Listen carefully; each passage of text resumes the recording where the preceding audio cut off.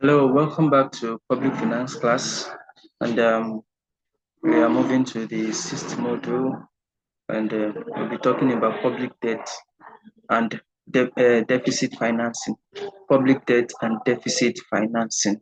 And in this module, we will look into the meaning and types of public debt. We will look into internal versus external borrowing, and deficit financing, and economic stability, and we'll take few countries like India, Russia, Nigeria, and USA as case study in order to look at debt management. And this will be done so briefly.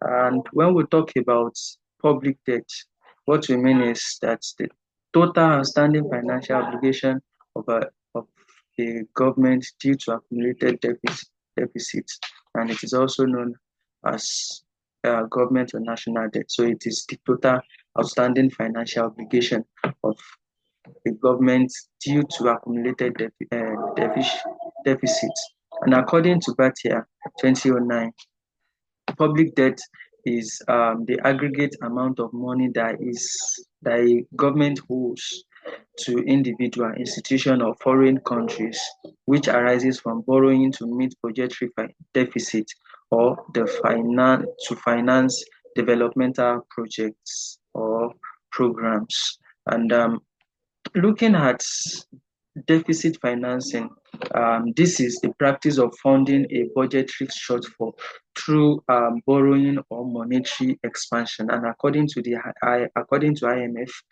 deficit financing refers to the method adopted by governments to bridge the fiscal gap when expenditures exceed revenues, often through borrowing from domestic or external sources or by printing more money.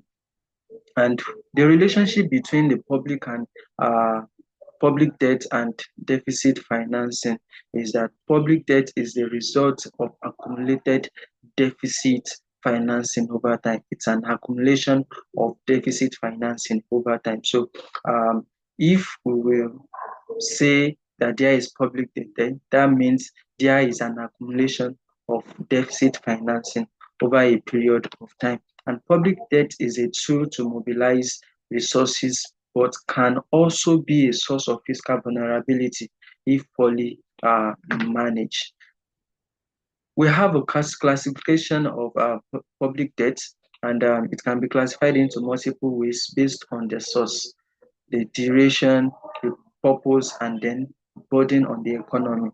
And we have the internal debt, we have the external debt, we have the productive debt, we have the unproductive debt. When we talk about the internal debt, it's the borrowing through domestic sources like bank, individuals, and the repayment is carried out in local currency. So for Nigeria example, for example, Nigeria raises a significant portion of its debt through domestic bond market. And for external debt, borrowing, it's actually borrowing from foreign governments, international institutions, or global capital markets. And payment is made using foreign currency. So example of this, developing countries like Kenya and Ghana use external borrowing to fund infrastructure. And then borrowing can come from the World Bank, um, and some other external institutions as such which are foreign, and the repayment is carried out using foreign currency also. We also have the productive debt, and for this loan taken to finance projects that generate revenue or enhance economic productivity. And the example of this is investment in power supply or roads, and these are generally self-liquidating.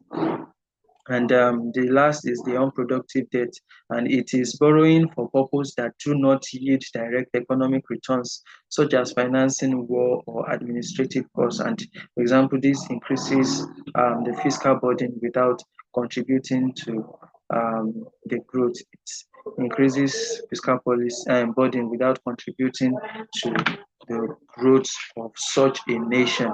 And we have the deficit financing and economic stability. Just like I said, deficit financing can be used to stimulate economic growth during downturns and by increasing aggregate demands. However, persistent reliance on it raises concerns. And deficit financing can have positive or negative effects on economic stability.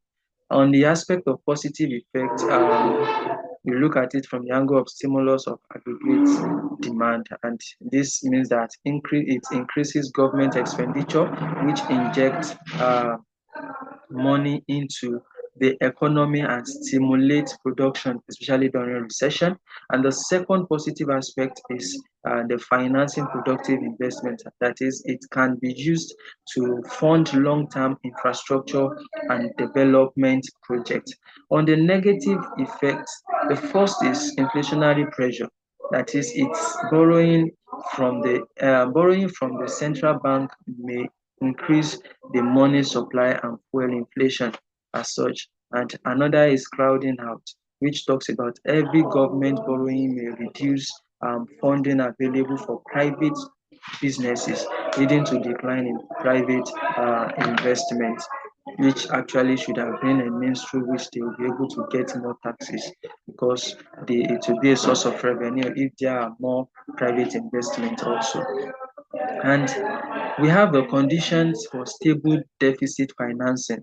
Economists argues that the stabilization role of deficit financing depends on how and when it is used.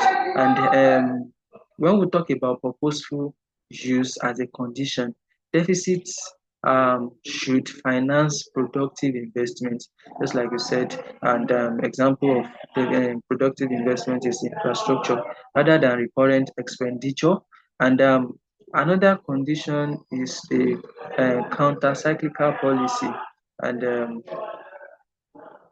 which talks about deficit financing should be used during recession and withdrawn during economic boom to prevent overheating. And lastly is the moderation in size, and this talks about that deficit should remain within sustainable limit relative to the gross domestic product. Now looking at practically case studies of countries as it pertains to debt management. For India, the structure of debt shows that over 90% of India debt is internal, raised through government securities and treasury bills and bonds. And the strategy is that it has a prudent approach focusing on domestic borrowing, and it has shifted towards market-based auction and uses instruments such as inflation index bond. And what can we learn from this? Indian strategy has provided resilience um, against external shock and financial instability. And looking at that of the Russia debt management, Russia debt management is characterized by a conservative strategy with minimal external exposure and large reserve. And this approach helped Russia build resilience against external shock like sanctions. And the government focus on fiscal prudence and low budget to GDP ratio provides a strong buffer against volatility in global commodity markets. For Nigeria, Nigeria faces significant debt challenges due to persistent fiscal deficits and high percentage of government revenue being consumed by debt servicing. And when we look at the debt servicing, it's a mix of domestic and external borrowing. It's not limited to domestic alone, it's both domestic and external. And key challenge is that the heavy debt servicing burden limits the government's ability to fund development projects and essential services. And you see, this is actually leading to further means of taxing people to actually get revenue and then to be able to meet up with some of these things. So it's very important that a country or a nation takes proper care of the debt structure of such a country. And looking at the United States, which is the last case study we will look, the United States can sustain a very high level of public debt due to the US dollar status as a global reserve currency. And this status allows the US to borrow cheaply and attract global investors who view its treasury security as a safe asset. What challenge does this pose? Despite this, the US faces persistent fiscal deficits and political gridlocks over the debt ceiling, which can create uncertainties. In conclusion, public debt and deficit financing are essential tools, but their impact depends on their purpose and management. And the critical distinction is not in the use of debt itself, but whether it is productive or unproductive, and whether it is supported by a robust revenue stream. And there is no one size fits to all approaches to debt management. It must be shaped by a country's unique economic structure, fiscal capacity, and institutional framework. Thank you.